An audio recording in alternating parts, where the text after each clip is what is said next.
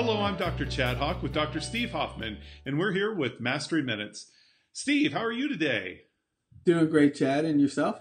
Fantastic. So Good there's deal. been something that's been heavy on my heart, and it's the pollution of the mind of a chiropractor.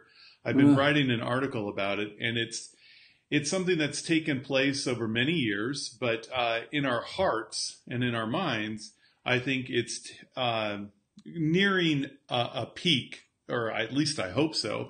And it's time for some change to occur as far as our pollution is concerned. Steve, what do you see as some of the components of pollution in a chiropractor's mind? man, it's a great concept, Chad. This is something that I deal with coaching clients every single day. And there's a different word for pollution that we use, and it's contradictions. And for me, it started way back at Life College, learning that the body is a dynamic, constantly evolving, self-healing, self-regulating organism in tune with its environment and able to adapt in a timely and appropriate way, which I bought into. I actually believe that. And then the clinical application of that, which is once in LA, always in LA, is like, no, it can't be. You can't have both. Both can't be true. Only one of those can be true. And I think it's up to the doc to decide which of those two paradigms are true for them. I think only one of them is actually really true within a chiropractic model, but it's truly up to the doctor. And, you can remove that contradiction by practicing and preaching mechanism. That would do it. Or if you're going to preach vitalism, as so many of our colleagues would want to do, I'd want them to practice in a vitalistic way. And it's not something that we were going to discuss today, but I think simplicity also fits in to this paradigm that if you're going to have a vitalistic practice model, shouldn't you also have a vitalistic business model? These are all areas of mind pollution that take place in the chiropractor's mind. I don't know if 10 minutes will do this justice.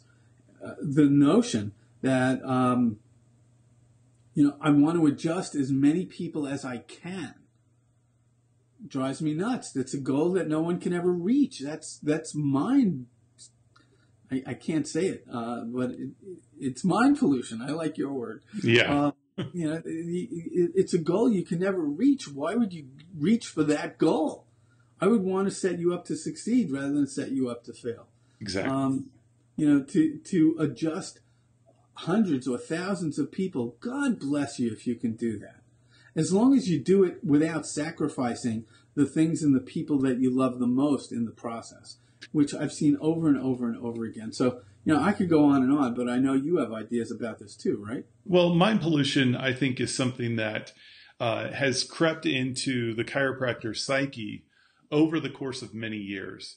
Now, if you're a new practitioner, I believe it gets implanted early in school, and perhaps you even picked it up from your mentor, the person who sent you, the lady or the guy who sent you to chiropractic college, and you went in, you got adjusted. That's why you went into chiropractic college. But then there were so many other things that you saw.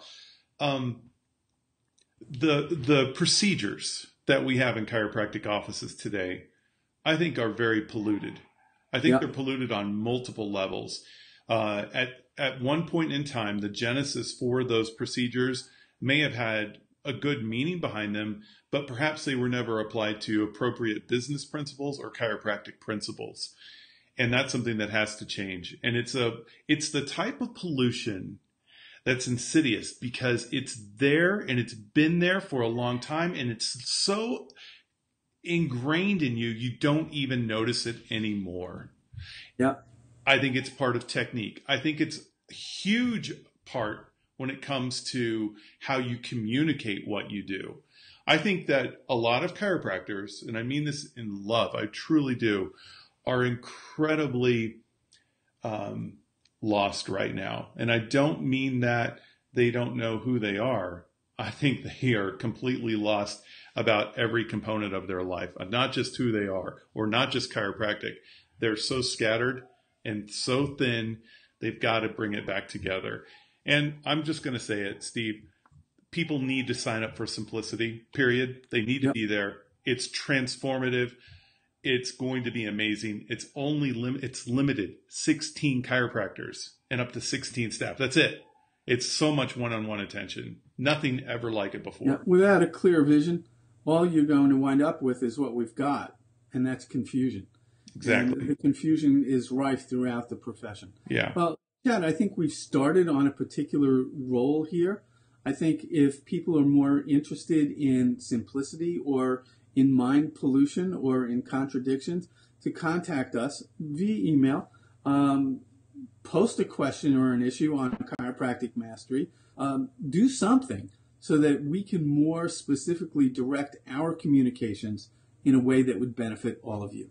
Exactly. So our email addresses, Dr. Steve at drstevehoffman.com, Chad at drchadhawk.com, or our new email addresses, you can also reach us through, are Steve or Chad at, that's not one word, that's two separate email addresses, Steve at practicesimplicity.org. By the way, that's where you register for Simplicity. It's practicesimplicity.org. Click on Denver, August 28th, 29th. We hope it fills up this week. Thank you very much, everybody. And on behalf of Dr. Hoffman and myself, have an amazing day. And please, let's get rid of the pollution in our profession. And in our minds. Thanks. Exactly. Bye-bye.